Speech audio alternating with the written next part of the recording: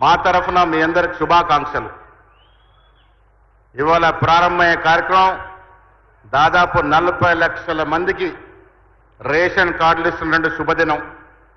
40 లక్షల రేషన్ కార్డుతో ఈ రాష్ట్రంలో ఉన్నటువంటి రేషన్ కార్డుదారులు దాదాపు 1 కోటికి చేరుతారు. దాదాపు 3,10,00,000 మందికి ఇది లబ్ధి చేకూర్చే కార్యక్రమాన్ని ప్రారంభిస్తున్నటువంటి ముఖ్యమంత్రి గారికి కాంగ్రెస్ తరఫున నేను అభినందన తెలియజేస్తా ఉన్నాను.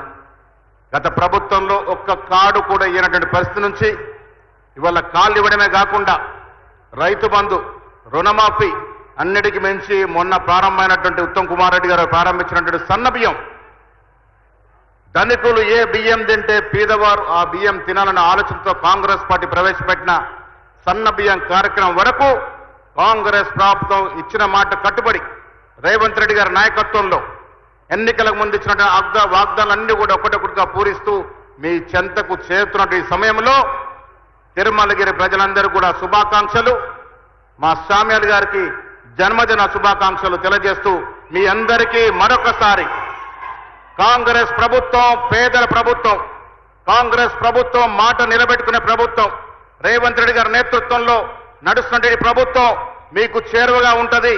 మీ కష్ట సుఖాల్లో పాలు పంచుకునే మాట చెప్తూ సెలవు తీసుకుంటా ఉన్నాను. జై హింద్. ధన్యవాదాలు.